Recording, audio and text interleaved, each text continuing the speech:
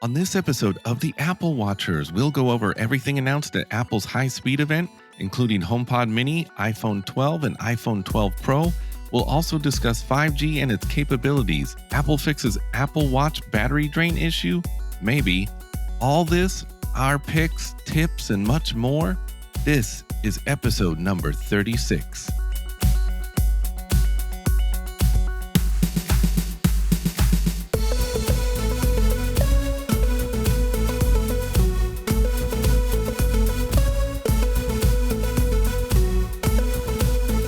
Welcome to the Apple Watchers, a podcast covering all things Apple Watch and many things Apple. This episode and every episode is brought to you by me, Kevin Hare, and my co-host, Jonathan Zarko, aka Jay-Z. All right, let's get started.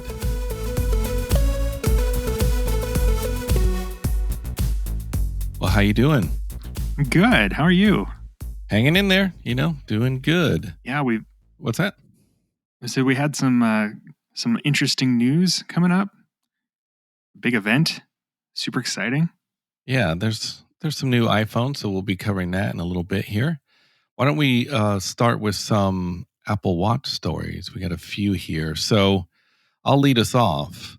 So Apple Watch Series 3 users complain of random reboots, other bugs after updating to watchOS 7. So on Apple's support forums, there's a thread dedicated to the Apple Watch Series 3 owners expressing frustration with device performance since installing watchOS 7.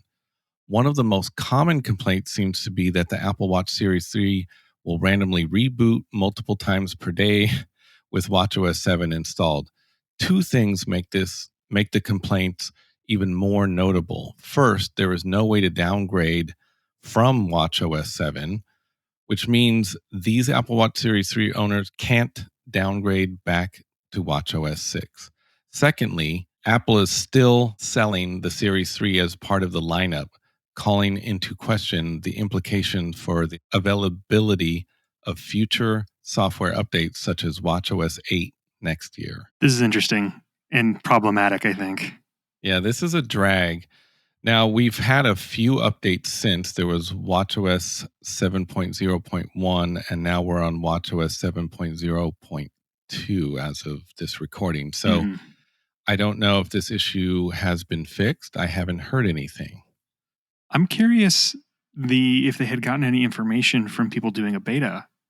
Although I don't know how many people would have an Apple Watch Series 3 that would also be interested in doing the beta.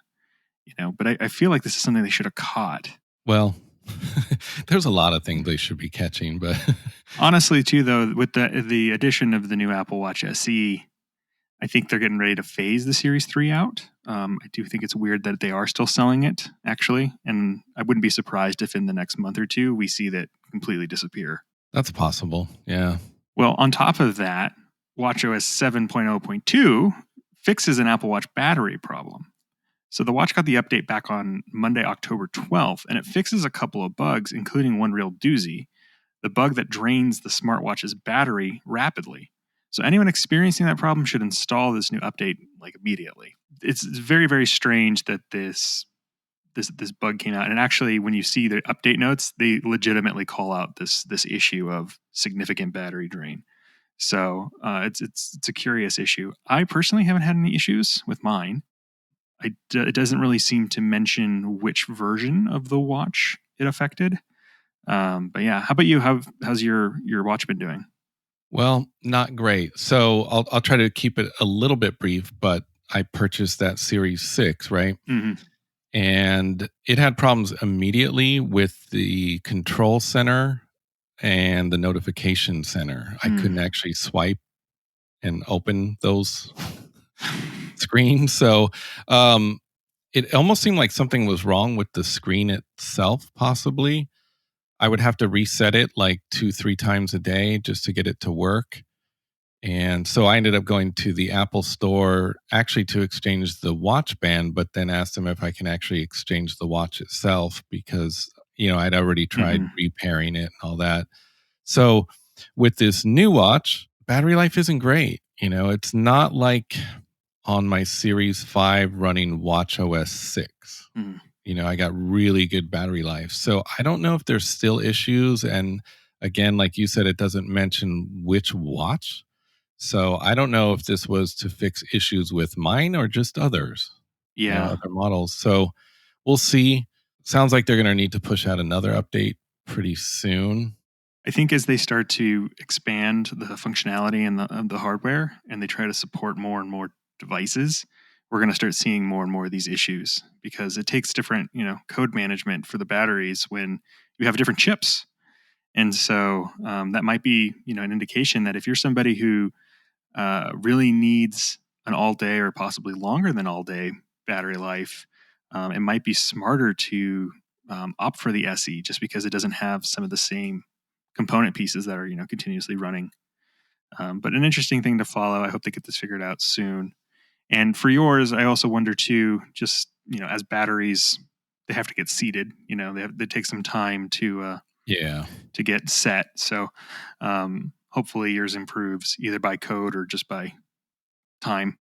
We'll see. I mean, I'm not going to rush to go return it or call Apple support anytime soon yet. Mm. Give it a week or two at least to see if it kind of works itself out. Well, we did have a new event and it had some new surprises. So you want to start us off? Yeah, let's move on to some Apple stories, and we'll be covering pretty much just the event, but some big things. So it was expected that they would announce a HomePod Mini, and they did. So a few of the specs. It's $99. It's 3.3 inches tall, although I would say small. And it's a kind of a ball, so I think it's about 3.3 inches wide too. We're pretty close.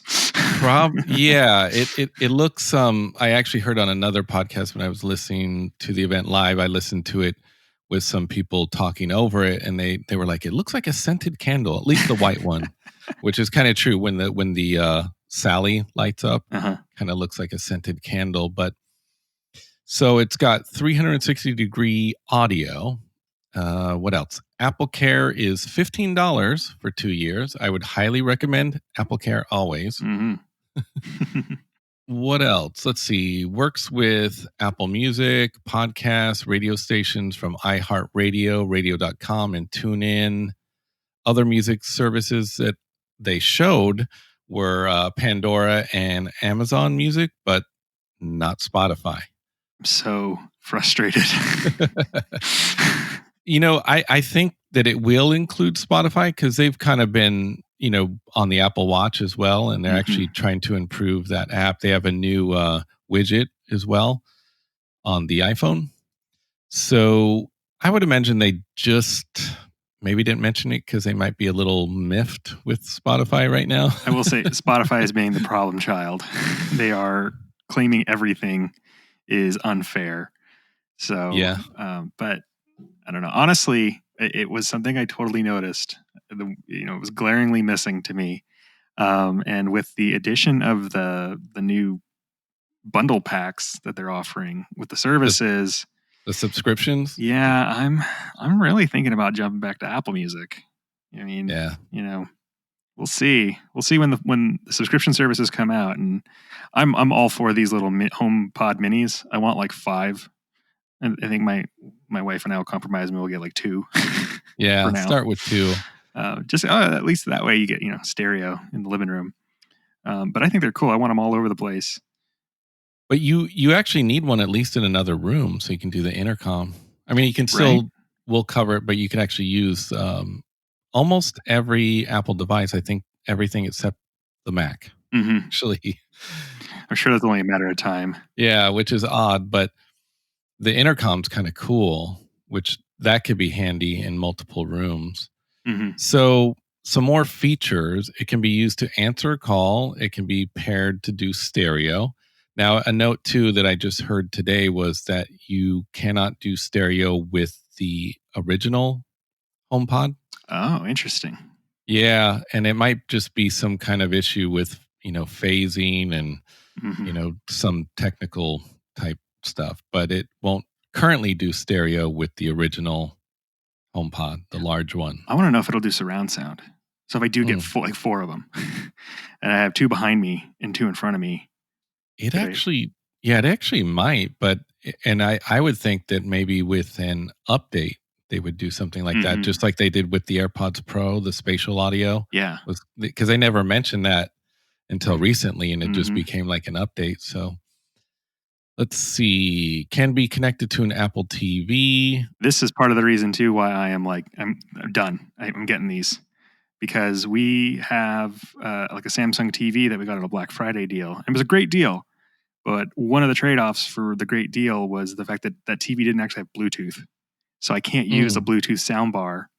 But okay, I can use my Apple TV and have these paired to it and get the audio from there, which would be awesome. yeah, that would be cool. So we talked a little bit about the intercom feature already. Let's see. They touted that it has handoff as well. They showed a guy actually putting his phone right near the HomePod, and Yeah, it's kind of cool. Like you imagine you're going to leave, you just pop in your AirPods, you tap your phone next to it, and all of a sudden now it's streaming through your headphones, which is super cool. For those people who didn't actually see the show or the event and aren't sure exactly what intercom is, essentially you use Sally to just send out a message to other people, and if they're oh yeah, sorry, I didn't mention that. sorry. But if they're near another intercom, then it plays it to them. Or if they are on a device like an iPhone, it'll just send the message to them and they can reply to it as well. But what's cool is it also integrates with like CarPlay. So you can literally, say, hey, Sally, tell my wife that, I burned dinner, so to pick up a pizza. And it will automatically just send it to her through that system. So that's pretty cool. Yeah, and you can send it to a group as well, Yeah, you'd which be like, could be say cool everybody. or annoying. Could be a little crazy. Now, I was curious when they started announcing this HomePod Mini is, wait, can someone else in the household use it? And that was quickly answered. So it can recognize up to 6 different voices, which is definitely important with a family. Yeah. But we'll see how well it works. Yeah, I wonder how when people have similar voices and cadences, like how well it'll be able to distinguish. Although I imagine, I don't know, do people have problems with like Siri getting activated by other people's voices when they have similar? I haven't heard any reports of that, but I don't know. Maybe I No. should ask some family who has similar voices. Yeah, that's a great feature, and hopefully it'll work as well as they showed.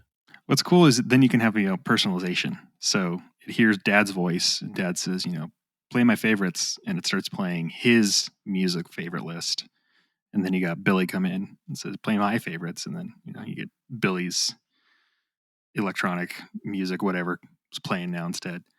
So that's pretty cool. And they can just argue. They can just argue back and forth. No, I was playing my music. Shut up. Two kids fighting over it instead of the TV remote. They're just yelling at the HomePod Mini. Yeah. This could be really great for families, bringing families together. I'm curious. So I want to know a little bit more how this intercom system works because you can literally say, tell everybody, dinner's ready. And then it like sends out an alert to everybody. But how does it distinguish who everybody is? Is it Hmm. people who are on the Wi-Fi network? But it can't just be that because it did say that it would work through CarPlay and stuff. So like if I go to my aunt and uncle's house and for some reason connect to their HomePod and then leave, if my aunt goes tell everybody, like, am I getting that message too? Like, can you take somebody off of that? Like, there's some weird logistics that I'm curious how they solve that. Yeah, they didn't really explain that actually. But yeah, that's interesting. That's an interesting point. It must know somehow when people leave, or leave Hmm. with their iPhone that they're kind of out of the household, and so it transfers to CarPlay. Interesting. Yeah, and I have an old vehicle. I don't have a vehicle with CarPlay. I don't either yet, but soon. So I'm gonna probably replace that interior stereo system on my car with the Mm. updated one. Although I'm kind of holding out now because I kind of want wireless CarPlay. So Oh I'm yeah. waiting to see if there's like a Sync 4 or something coming out that I can get it with the wireless CarPlay. So there was more announced. Some iPhones. Yeah. Yes. So finally, shock and surprise, an iPhone 12. A lot of the predictions came true. So we got 5G, which is super exciting. Although 5G means a lot of different things to a lot of different peoples and companies. We can get into that in a little bit. It has the updated FaceTime camera, the HD one that we saw in that the new Mac recently, which is super cool. So you're getting a nice 1080p picture. It's got the A14 Bionic chip. That's the fastest chip in a smartphone.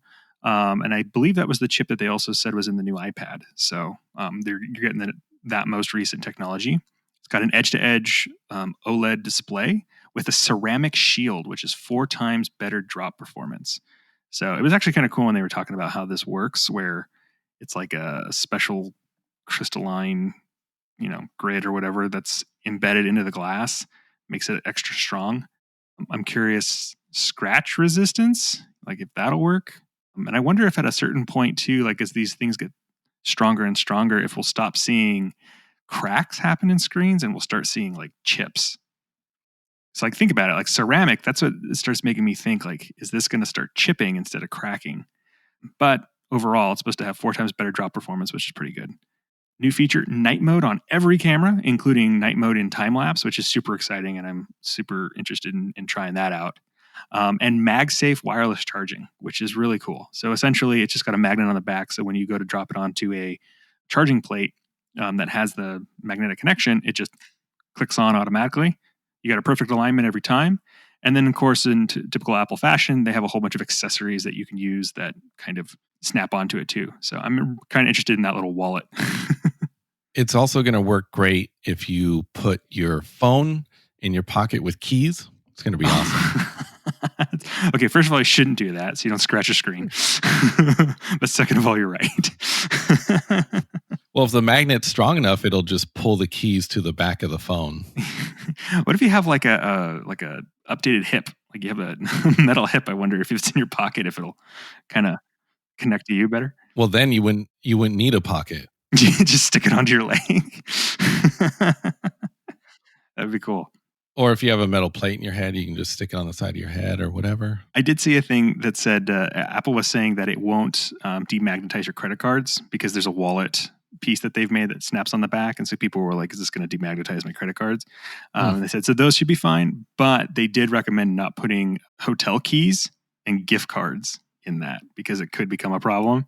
Which I'm like, well, that's fine. They're just trying to get you to start using like, the automatic door lock through the little app snippets anyways. So those are going the way of the dinosaur anyway. Interesting. So a little stats on this. They also introduced a new size. There's now a mini iPhone. And so it comes in a 5.4 inch display.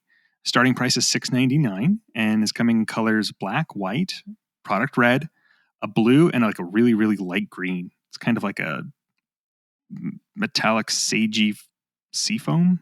Almost like a mint. Yeah, kind of. yeah. Or at least that's what, my fiance was saying she would like to see it in person. I'm like, well, good luck. It's not that easy to go into Apple Store. I just, went last Saturday.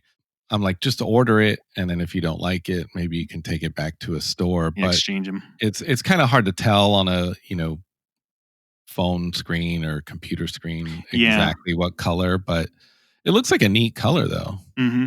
And the white really isn't like a white. It's kind of like an off silvery white. Maybe that's just the side bands on it. But the blue is actually really nice, I gotta say. I'll say I don't like it as much on the iPhone 12 as the iPhone 12 Pro. Yeah, that finish that's on it. Yeah, the blues are kind of different. It's almost brighter on the iPhone 12. It's like more vibrant. I kind of like them somewhat muted. I think the 12 has like a slight, like a texture, not a texture, but it's not a high polish finish on it. It's like an egg white or like a soft, what is that called? And they do like a little bit of sandblasting on it. So it's not like a matte. It's matte finish. Yeah, it's got a matte finish on the sides. And then, but the Pros have the high gloss finish. So I think that's part of the large distinction between them. But new to the 12 is the LiDAR scanner, which measures how long it takes light to reflect back on objects. So you can create a depth map of wherever space you're in. Wait, that's the Pro though, right? Oh, yes, you're right. Sorry. Yeah, I think that's only the Pro. So the standard 12 doesn't have the LiDAR scanner. You're right. Yes. So the 12 has a LiDAR scanner. And the big deal about this The is Pro. The Pro. Did I say the 12 again? Yeah. The 12 Pro. Yeah. The 12 Pro has a LiDAR scanner. So similar to the iPad Pro, and it's used for AR essentially. So it can now transform a room into a realistic rainforest, or show you how a new sneaker is going to fit. Also new to the 12, Apple has added a deep fusion to all the cameras on the phone. And there's still the wide and ultra wide and telephoto lens, but the iPhone 12 Pro Max has new sensors throughout the camera array. So it's also 47% larger, that sensor, and has those larger pixels dramatically increase the amount of light gathered on that wide camera. So they're going to be better and clearer. It's also got a new iOS stabilizer. And so, again, this is only on the Max for the pros that can help kind of adjust your photo. So, like if your hand is shaking, it's stabilizing that picture. And then also, the Max has a 65 millimeter telephoto lens, where just the regular Pro has a 52 millimeter lens. So it's kind of interesting. There's essentially three different types of iPhone you can get. There's the standard 12, and then there's the standard Pro, and then there's the Pro Max. And they do have different hardware. And the Mini. And the Mini. But the Mini and the regular 12 Yeah. are the same exact phone. All of the specs and everything are exactly the same, except for the screen size and the form factor. But like the cameras, battery, all that jazz, it's all the same size. Let me go back a little bit here to the standard iPhone 12, the 6.1 inch. That one, the starting price is $799. Yeah. The Pro regular size is $999.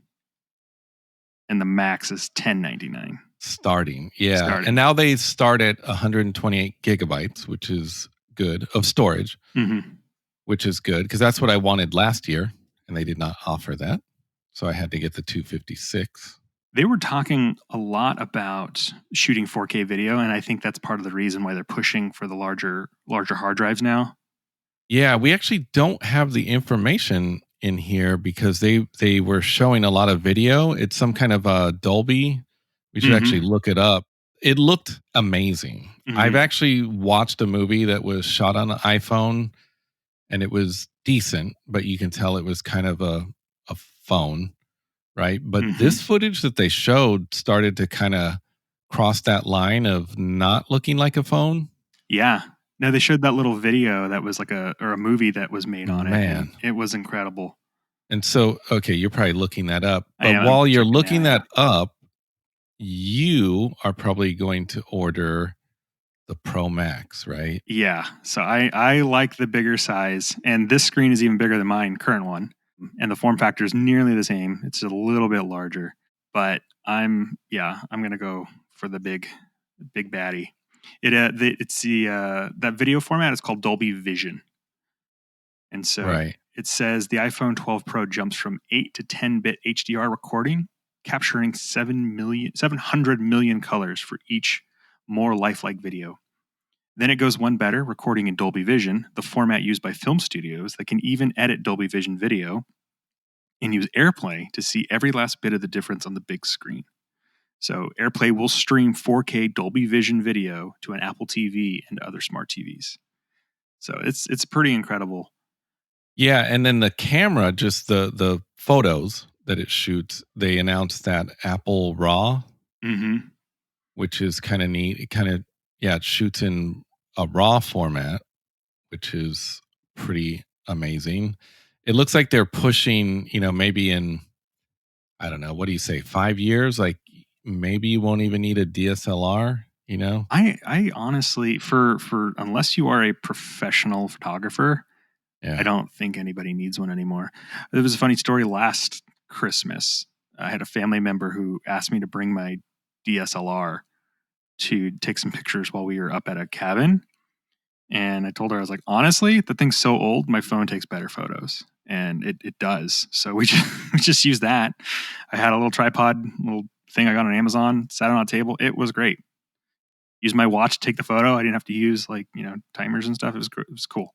It's getting there. Yeah, and the phone you have with you enables you to capture that moments that you could lose if you were trying to, dig around in a bag, get your DSLR out, put on a lens, and go through the whole rigmarole. Yep. So, what did they say? The best camera is the camera on you. So Yep. now it's the phone.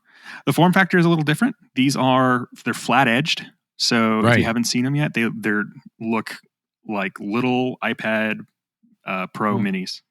Yeah, they look like the iPhone 4 through 5S. Yeah, but they're thinner than Right. the 4 and the 5S were. But the edges are very similar. And I think you were mentioning in pre-show that maybe they had to do that because of the antennas. Yeah. The 5G antennas. Trying to prevent the antenna gate again, right? I did notice that there's like slice lines through it, right, to make sure that there's different bands. And I saw another article. There's like a little itty bitty thing on the side, like a little indication. Looks like a little oval. It's kind of off color.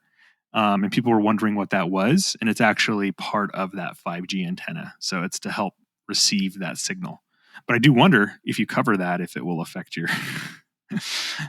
your reception. Man, I wonder.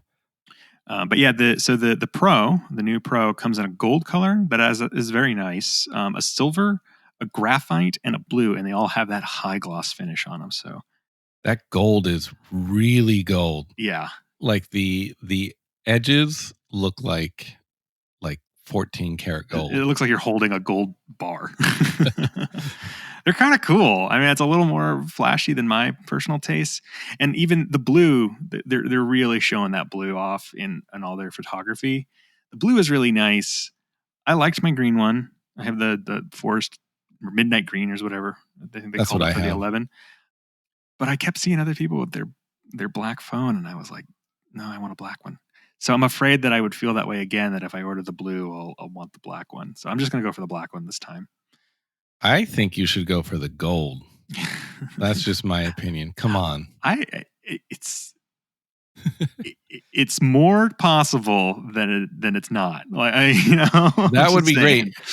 And the reason I say that is because you don't usually run a case. Yeah, no, it'd just be which would be amazing. Block that I have. Yeah. Yeah, it looked like you're carrying around a bar of gold all the time. That would be amazing. It's a little too Trumpian for me. I don't know if I can. A new thing too is the display itself is also what they're calling an XDR display. So it's an even higher resolution display as well. So that's super exciting. Like the current 11 is just, you can't even see the pixels. I don't even know how they got it to be even better. But yeah, this thing is really exciting. I'm actually surprised. I remember when the 11 came out, I was like, yeah, it seems fine. I'll get the Pro. Sounds good. Extra camera, cool. This one feels like an upgrade to me. Like this feels like a new device. I think part of it too is the fact that it's got the different form factor. I'm really into this form factor. There's still a camera bump. Like, guys. I don't think it's going to go away. Why? All right. But I don't want a case. I'm just going to run over the camera bump. So the Pro also has 6 gigabytes of RAM. That's insane. I didn't hear that. Yeah, and the 12 I think has 4, which is still completely really fine. Yeah, and I'm looking at something else here too, because we actually didn't mention like some of the dates that they're available. Mm-hmm. So let's see. It gets complicated. At the time that everyone will be listening to this, the pre-orders for the 12 and the 12 Pro and the 6.1 inch will have already happened. So if you're trying to order at the time of listening to this podcast, it may be a little harder to get, maybe push back. We'll see. Yeah, we heard that in Taiwan. They sold out in 48 hours. No, less than that. No, 45 minutes. 45 minutes. Yeah. Now I would imagine in Taiwan that there was probably a limited amount because they probably didn't anticipate such a demand there, would be my guess. Maybe. Yeah. 45 minutes. That's for all of them, 12 and Pros. Like, just poof, less than an hour. So again, if at the time of listening to this podcast, the iPhone 12 and 12 Pro is already available for order, and then it's in stores on October 23rd. And then this is where it gets complicated. So for the iPhone 12 mini, pre-orders start November 6th, and then it's available November 13th. And then the iPhone 12 Pro Max, same thing. Pre-orders November 6th and shipping on November 13th. You don't know how jealous I am of the fact that you're going to have a phone before me. Well, like nearly a month. I'm going to skip the Pro model. The display just doesn't have enough colors yet. How many million colors was that? 700. Wait for that B. You need that billion colors. Yeah, it's okay, So I'm just going to go with a cheaper phone. Can you name more than 15 colors right now off the top of your head? No. Yeah, we got blue, lighter blue, darker blue, metally blue. Yeah, secondary blue, tertiary blue. So black. I'm trying to think if there's anything else that we need to mention about these iPhones before moving on. Well, just to clarify too, so the Pro model this year has the 3-camera array. The 12 doesn't. It just has the regular. It has 2.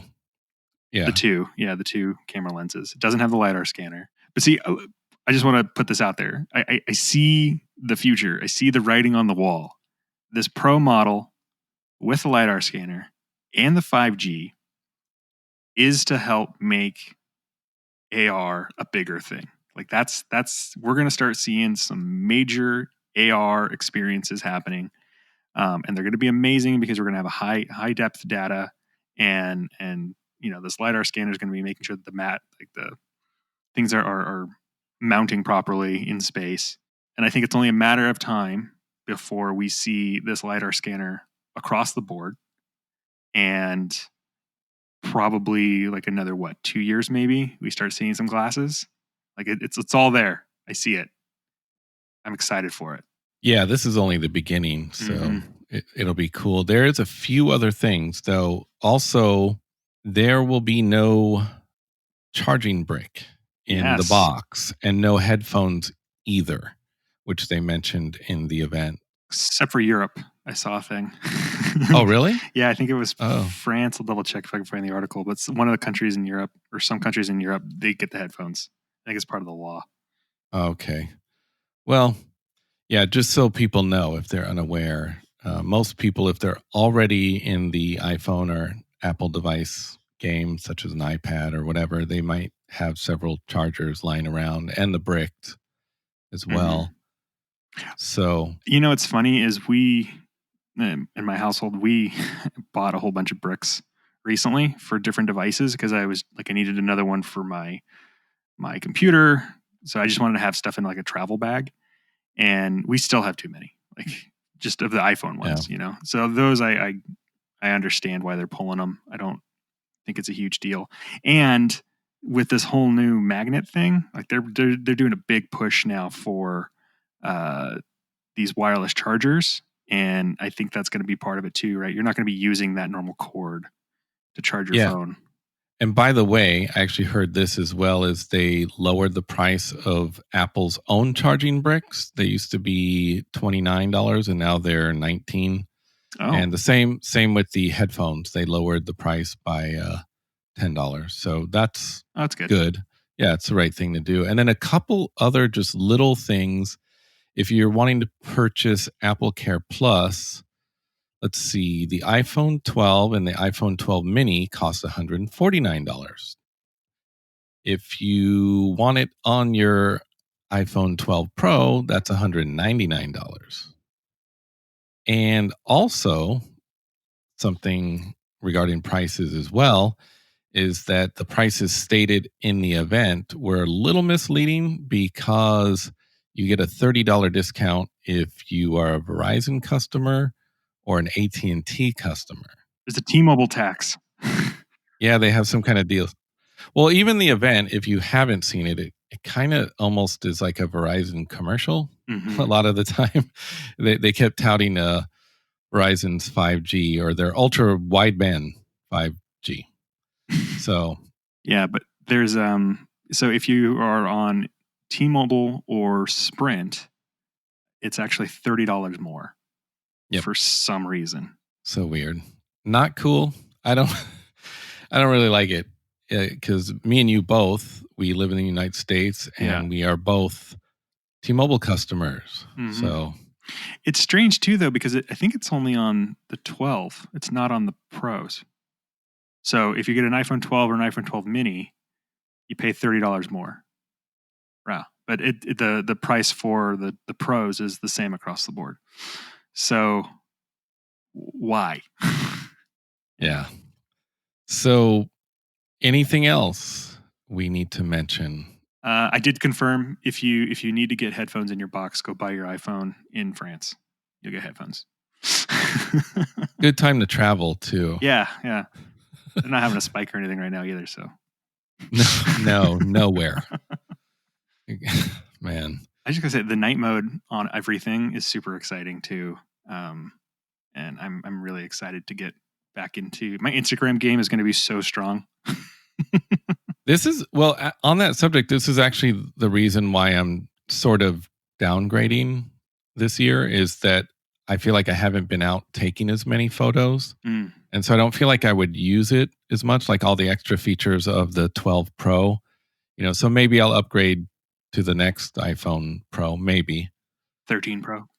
Yeah, whatever they're going to call it. But I just didn't feel like I needed it right now. And I was honestly tempted to get the SE at one point, but because it doesn't do night photography, I was like, I can't. I can't go back that far in technology. For me, I don't know. I just love the fact that it makes night photos look amazing. Actually, in the event, some of the night photos looked a little too strange, but you can adjust it later. Of course, you can actually edit right on the iPhone. Well, that's also another thing that's really crazy. So just the night mode that I've used on the Pro or my 11 is great. And they said that this next one is even brighter and it gets more light. And it's going to probably be at the point where you don't even ever need to use your flash because it's just always taking amazing photos, even better than what you can see. I don't know if you noticed too, but the other reason I wasn't sold on the 12 Pro, like when they were showing photos from the 12 Pro, like me and my fiance were sitting there going, these photos don't look good.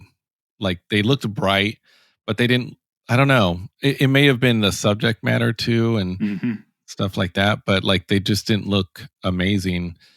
And honestly too, I've seen comparisons of like outdoor photos with the iPhone SE and like the 11 Pro. And man, they're close. Yeah. That's why I'm like, I think I'm going to be okay with the 12. I mean, it's really a powerful phone in many ways. We actually don't have all the stats here, but it's actually faster than, it's going to be faster than my 11 Pro that I'm using right now. Yeah. So I think I'll be totally happy with it. And yeah, I'm getting black. I kind of didn't want any of the colors. So yeah, I'm getting black with a matte case because I always think it looks weird if the back is matte and then you put a shiny case. It kind of looks a little weird. It's a little off, yeah. Yeah, so I got a matte case and I'm excited for them. But you know what we didn't hear? AirTags. I know. Where are my AirTags? Do you think, because I've heard rumors that they might do an event in November. And if they do an event in November, they might as well just do an event every month.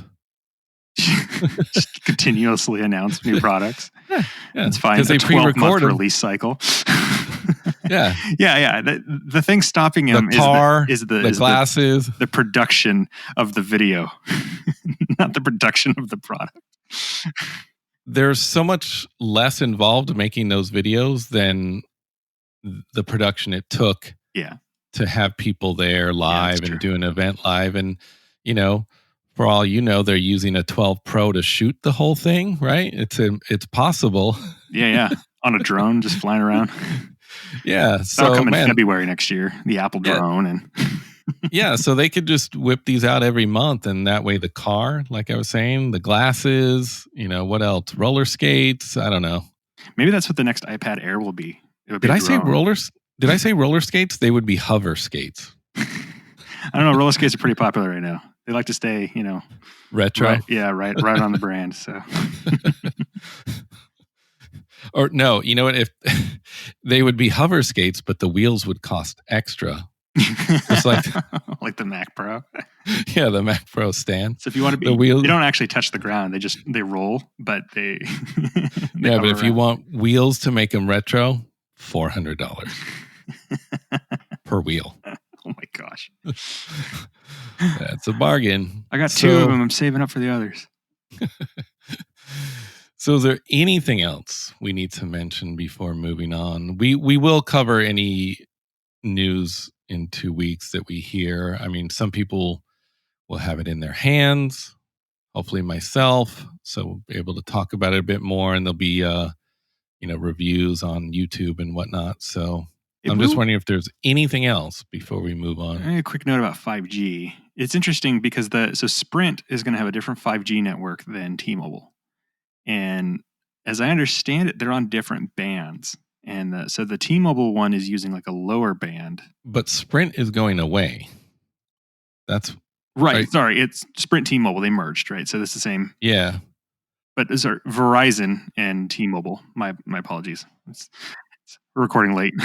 Yeah, and I think AT&T's may even be different as well. Well, AT&T decided to just change the graphic that appears on people's phones and said it was 5G, like what was that, a year ago? So I have no idea what they're doing. But I know that Verizon and T-Mobile legitimately have an actual 5G network, and that are using the different 5G bands that are available. There's a high, a medium, and a low. And the high band has like is a high frequency, which means it can do super, super fast data, but it can't go that far and it can't permeate through things. And then there's a middle band that, as I understand it, is being used for other things too, that are like kind of currently on it. And then there's the low band. And now T-Mobile's using the low band. And so its speed, while faster than 4G, significantly faster than 4G, may not be as fast as what would happen on a mid band or a high band, can extend further and can permeate through walls better. And what they did is when they acquired Sprint, they basically just took one of their wireless spectrums and completely turned it into a 5G only band. So if you are one of these people who gets a new iPhone and you're on 5G, you're going to be on a less crowded network than everyone else who's on a 4G network. Versus if you have a Verizon phone, if you have the T-Mobile 5G, you're going to be on a separate band than everybody else.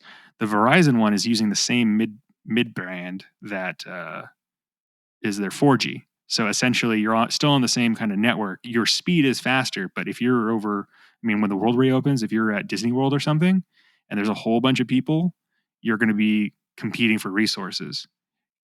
You're going to get them faster, I guess, but you're still going to get a slowdown because you're in a congestion area. Versus if you were on a T-Mobile and you're on a completely different band with less people on it. So it is interesting to see. I wonder if they'll be able to actually make up for that congestion with speed. If you have significantly faster internet, then it being slowed down by too many people may be a negligible thing. But we'll have to see. It'll be really interesting. I actually called T-Mobile to find out what the coverage was like where I live and also near my work. So near my work, it'll be a great place to try it because we don't have the best Wi-Fi at work, which is no fault of my employer. Actually, they are only able to get AT&T in that area, so it's not their fault at all. But there's a 5G tower within about a block or so, like a block and a half, up on a mountain, like a small mountain. Oh, wow. So the representative at T-Mobile claimed that it would, permeate through the walls and everything, and I should get good coverage at work. So I'll be testing that when I get my iPhone 12. So we'll see. I was excited to hear T-Mobile. If you're a T-Mobile customer, you get 5G automatically, regardless of what your plan is, and it's free. Yeah, no extra charge. No, you just need to have a phone that can access it, and it does it. So that's exciting. I used a little map that they had online and found that my house should be in the 5G network. But it was interesting. If I walk like 4 blocks down the street, then I drop into 4G. There's like a weird little pocket that's 4G in the middle of everything. So When I called, they were actually very honest, which is good. Is there's not really any 5G towers very close to our apartment, Mm, which is fine. Our Wi-Fi at home is great, but at least they were honest. And this is something that they'll build out over time. mm. So, it'll get better. But honestly, to me, when I'm out and about around here, like 4G is fine. It's perfect. It's fast. It's actually really fast around here. Hmm. So, It'll be interesting too, the whole thing that Apple was talking about, where they said that you only use the 5G when you need it. right. And so, what I understood that as is basically your push notifications and like updates and stuff like that aren't going to be on 5G. It won't activate until you are actively trying to use the internet. Hmm. So, things happening in the background it'll just be under normal 4G, and then when you're like, no, I want to stream this video, if the 5G is available, it'll kick on. So I think a lot of people actually may not notice it Yeah. happening that often. What I'm also wondering is if they'll add something in settings or if it'll just be there in the phone is like just a button to shut off 5G. So it Hmm. just doesn't Never even, connects. yeah, because I could see that like if you were maybe on a driving trip, a car trip, and you didn't want it to keep searching for like 5G towers, like, okay, like I Mm. don't want my battery wasted. I don't have a charger in my car for whatever reason, maybe a rental car or something. And you just want to use 4G because it works fine, Yeah. you know? No, that's totally fair. Yeah, that would be kind of cool just to have a little button to turn it off, but we'll see if they do that. Hmm.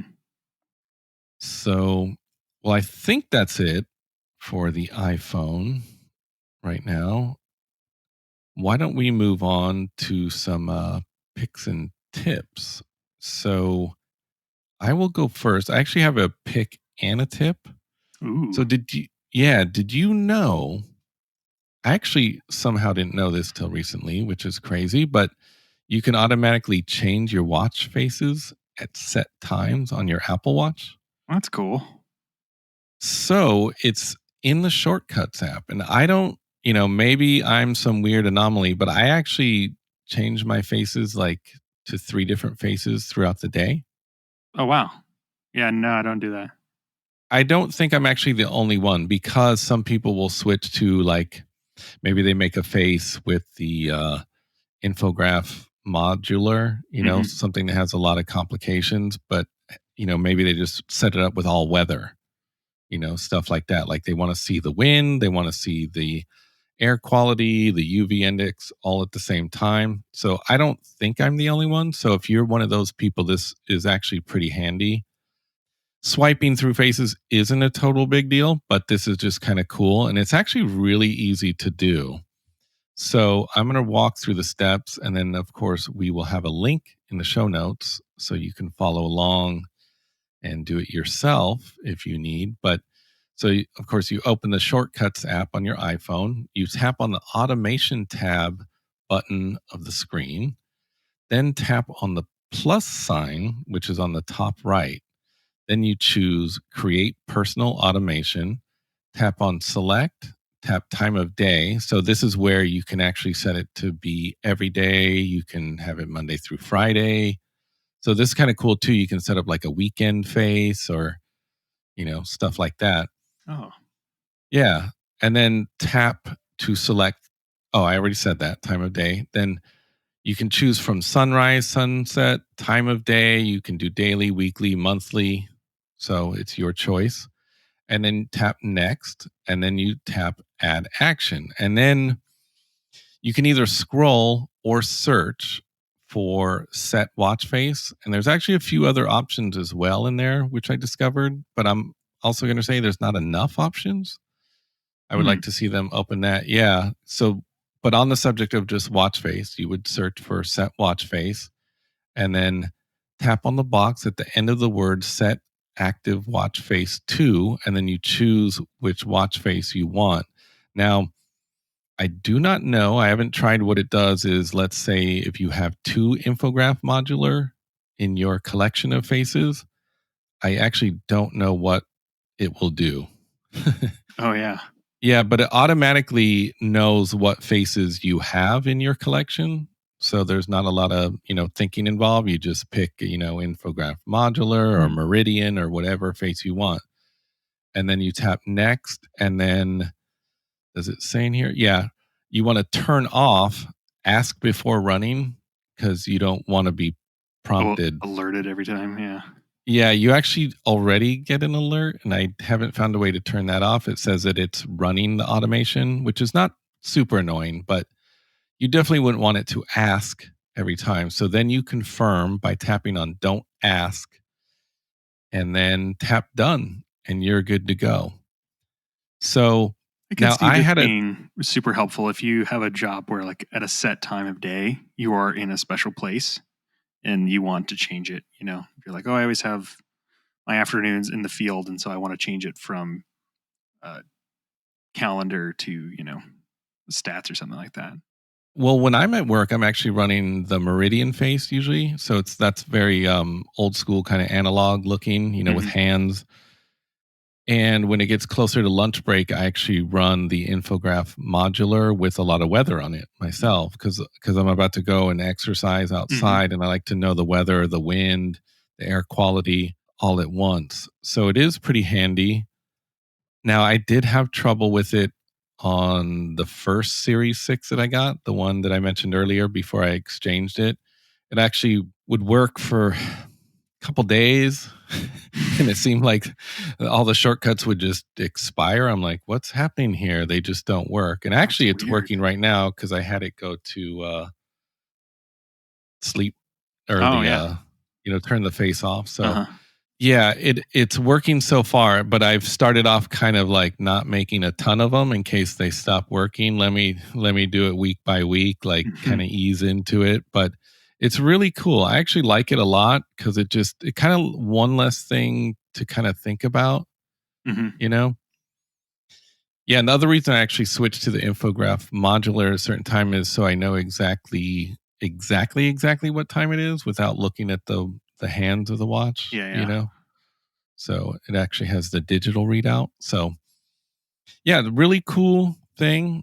I find it extremely handy, and anyone out there who actually does switch faces throughout the day or on the weekend or whatever, it is really cool. It's really handy. I would like to see them add a few things though, because it's a bit limited. I think there was maybe 6 or 7 options, but like today at work, I don't have raised to wake on. So I have always on, right? But I don't have raised to wake because that actually uses more battery. And what I was doing at work was Mm. raising my arm a lot. But they don't have an option to turn that on and off automatically because that would be really handy for me. Like when I get to work, just turn raise to wake off. Hmm. And then when I leave work, turn it on. So I would like to see them add some more options in here. I don't see why they wouldn't.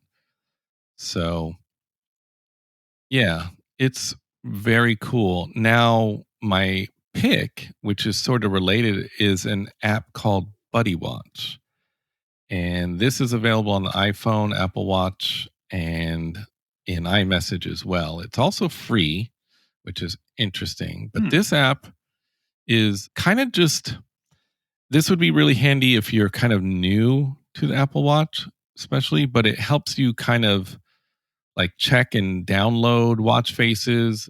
You can actually create a profile and like save watch faces. And it really helps with like color coordinating if you're into like picking a certain color band and then trying to match the watch face. Like this kind of gives you all these guides through it. Hmm. And I think this app kind of, I don't know actually how long it was out or has been out, but I think it kind of blew up a little bit because now we can share watch faces. So it's also a cool place to just kind of get ideas, like, oh, that's a cool watch face. I should do that. And you can just kind of download it. So it doesn't, there's not a lot going on in this app, but it's cool, you know? Hmm. It's cool. I like how you can make a profile and save them. Yeah, actually, that's handy because then you don't actually have to like download them to your watch. You can kind Right. of think about it for a little while. But yeah, that's kind of all it does. It also says you can get customized suggestions based on your preferences, which that would be interesting. But because mine are kind of all over the place. Well, I should say all over the face. Yeah. But yeah, my taste in watch faces is a bit all over the place. So I don't know how they would recommend anything for me, but yeah, and you can search, certain watch faces and stuff like that. So that's kind of all it does. But hey, it's free and it is available on Apple Watch as well, which is cool. Very cool. Yeah. So do you have a pick or a tip? I do. This is an interesting app. It's called Forecast Prediction Market. And essentially, you can make, discuss, and view crowdsourced predictions. So the way it's written in the App Store here is Forecast is a social prediction market that lets people make public predictions on a range of questions and then give their reasoning, support someone else's reasoning, or join in the conversation about a topic. Users can follow other forecasters and visit their profile to see their public predictions and opinions. Users can also track their own prediction skill over time and climb the leaderboard on individual topics. So essentially, you log in and you automatically claim some points. And you tell the app what topics you're kind of interested in. And then it presents you with a bunch of different hypothetical situations. And you give your prediction on it, but your prediction, you're also kind of like betting because you bet your points. So when I first started, I got 2,000 points, and then it asked me, who's going to win like the presidential election. And so I was able to say, actually, it's using stats on it too. So because currently Biden is the front runner, if you want to vote that you think Biden is going to win, you have to put up more points. And then there's like multipliers. You can add more points to eventually, like with a slot machine or whatever, to potentially get more points back. And if you're right, and the points, you don't turn them in for money or anything. It's just literally for like a leaderboard. It's a prestige thing. But what I thought was really interesting is you can just kind of go through and get an idea or a pulse on the community around just different topics. It's got topics about kind of like everything. Eventually there'll be stuff in there like sports. Who's going to win the World Series, things like that. And you can, when you give an answer, you can also give your reasoning and rationale behind it. And so from that, as you're kind of looking at these different prediction pieces, you can start to read why other people are predicting what they think one way or another. It's just it's really cool. You sign in with your Facebook account, and so you do have like a profile that's attached to it, which is nice and convenient. I was reading some of the reviews on it too, and one of the things that was interesting to me, one of the top reviews is, I like how there aren't many trolls. And essentially they said that because you're doing predictions and they're tied to your profile, which is tied to your Facebook account, it brings a level of accountability for your bets and comments. So people have an incentive to be right because it shows on their track record how many times they were right or wrong. So overall, too, the design, very good. And I agree. It's really nice and clean. It's just a fun little kind of interesting thing. And you can kind of get an idea of, what are some of the high topics, high profile topics out there, and questions that people have around them, and the way they're thinking about things. And yeah, just kind of an interesting way to be heard and see what other people are thinking. So it's also only available on the iPhone, I will say. And yeah, no Apple Watch or anything like that yet. But I would be curious to see, because eventually these things close, can you get it pushed to your phone or something? It'd be pretty cool. Cool. Very cool. Hey, one more thing. We need to go back to the HomePod Mini really quick because I just realized that we did not mention when it will be on sale. Oh, yeah. So let me cover that real quick and then we'll end this episode. So if you were wondering, customers in Australia, Canada, France, Germany, Hong Kong, India, Japan, Spain, and the UK and the US are all able to order the HomePod Mini beginning on the 5th of Friday, November 6th. And then availability will begin the week of November 16th. And then the HomePod Mini will also be available in China, Mexico, and Taiwan later this year. So you can order it on the 6th of November in those countries I mentioned before, and then it'll be out November 16th.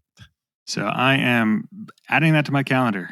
November 6th, iPhone 12 Pro Max and a grip of HomePod minis. A bushel. I forgot to mention, even if you get two, you got to put them in separate rooms and try that intercom. Yeah. I know intercom works on every device except the Mac, but still, I just want you guys to try it, you and your wife, on those two devices. Yeah. We'll put one in the kitchen, one in the bedroom, and then I'll use intercom to say, hey, are the cookies ready yet? And she'll say, right. Yes, of course. Come get one. All right. Well, very good. Well, I think that wraps it up for this episode.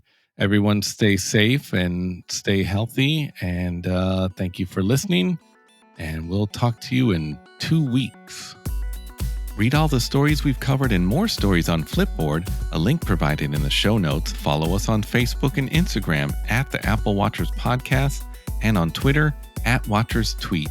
We are available on Apple Podcasts, Google Podcasts, Spotify, Stitcher, TuneIn Radio, Overcast, or wherever you get your podcast.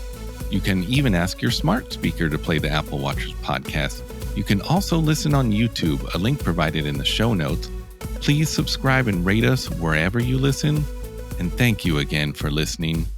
Until the next episode, I hope the only complications in your life are the ones on the face of your Apple Watch.